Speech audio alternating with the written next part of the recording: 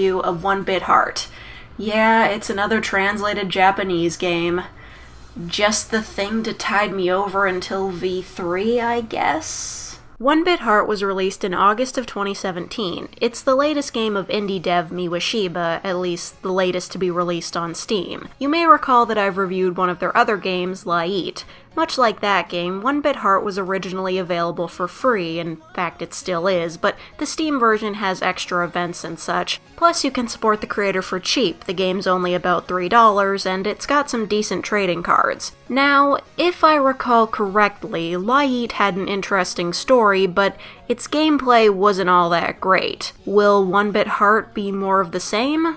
We'll see. The game takes place in the year 2222. You play as Nanashi, a lonely, supposedly agoraphobic young boy who hasn't left his apartment in 4 months. One day, a girl named Misane suddenly appears in his room, claiming to have lost her memory, and for some reason suggests that Nanashi go out and try to make some friends. Nanashi agrees quite easily with this plan, and they set off to explore the city and find some people to be friends with. See why I said supposedly agoraphobic? Nanashi just goes outside without much worry, and it doesn't seem like he has any social anxiety. Why was he such a shut-in? Was he trying to 100% complete Skyrim? Whatever. Also, I should mention those ear things he has are his BitPhone, a device that everyone has that I think is just a smartphone with holograms that does stuff with brainwaves. I'm sure that won't cause any problems. So yeah, making friends is basically the goal of the game, along with solving mysteries that pop up in every chapter. Oh, did I forget to mention this game has mysteries? Well, it does. But if there aren't any puzzles, how is it going to keep my interest? There's not even a top hat in sight. This could get boring fast. But wait! On the way to solving these mysteries, you'll run into several suspicious characters, and you'll have to talk to them. Okay, I know that doesn't sound very exciting, but for someone like me, it can be nerve-wracking.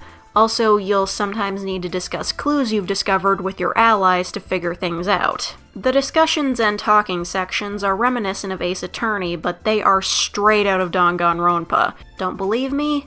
Watch this.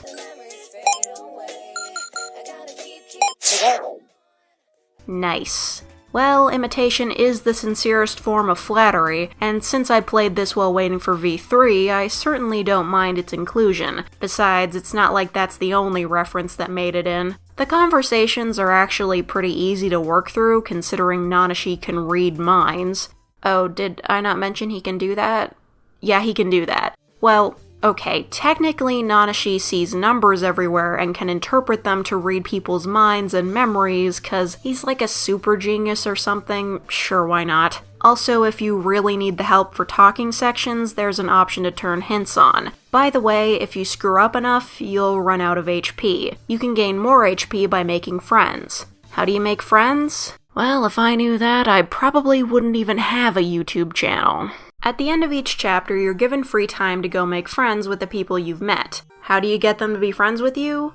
Well, we've all played Harvest Moon. You have to give them gifts, and you buy gifts in your computer. Literally. The game takes you inside your computer, where you can buy stuff at another computer.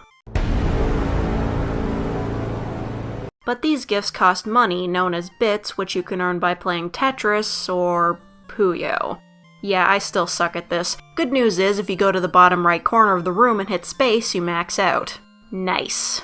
But anyway, friendship. Believe it or not, this is not a dating sim of any kind. You're just making friends with people. If you give them enough gifts they like, you'll see a few events, friend events I guess, that show Nanashi hanging out with a character and sometimes helping them with a problem they're having. These range from helping an elderly woman find her missing cat, to helping a mad scientist create a concoction that increases muscle mass. And once they've added you to their friends list and you get a special item from them, you are successfully friends. If only life could be that easy. The stories that unfold around each of these characters are interesting in their own ways, although sometimes it can feel slow if you don't really like the person you're befriending. And sure, you can avoid making friends, but be warned, the number of friends you gain affects which ending you get. There's only 3 endings, but you do need a fair amount of friends to get the good one. Free tip though, if you played The Witch's House and hated it, skip befriending Misato. If you find befriending people boring, then this game may not be for you if you want the good ending. The friend events probably take up just as much time as the main plot. And while the central story of the game is actually pretty good, it seems weird to me that half of the game is side stories. It's like if you stuck school mode after each chapter in a Danganronpa game. It sort of diminishes the importance of the main story. I wouldn't say it ruins the game though, it's just odd. And since there isn't much else to talk about without spoiling the story, let's discuss visuals. I know I'm not the best person to do that, considering how I typically don't pay attention to looks. What, frames per second? Who cares about that? But the style of this game is trying its best to be noticed, so let's give it some attention. Miwashiba said that the design was aiming more towards a foreign audience, but the game is still set in Japan and has Japanese aesthetics in terms of character design. Which isn't unexpected, it's made by a Japanese developer, but given the translations and cultural references, I hope you've brushed up on your weeb speak. One of the characters is constantly throwing Japanese words into her speech, and I don't know how this would have worked in the original version of the game, but in the English version I played, her dialogue left me behind a lot, besides the usual baka and daijobu we all know. But back to the style. Obviously it has a bit more going on than Miwashiba's previous games in terms of visuals and overall quality. For instance, the sprites aren't just pixel art, the designs of the various characters are very appealing, there's a bit of voice acting, and the music really stands out. Well, sort of too much because the noise levels in different areas of the game are super inconsistent and it might have you reaching for the volume controls every now and then.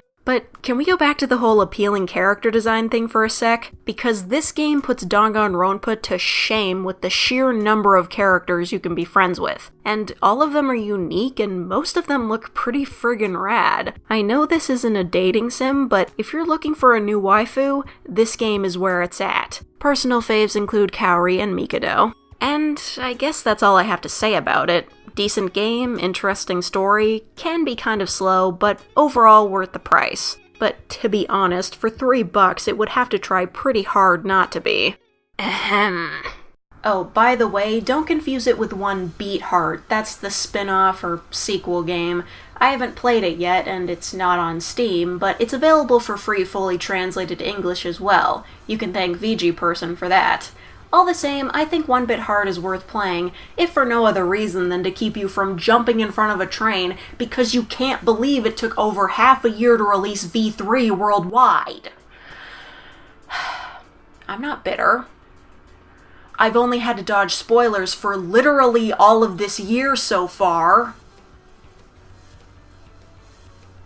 Remember when my thing was Harvest Moon games?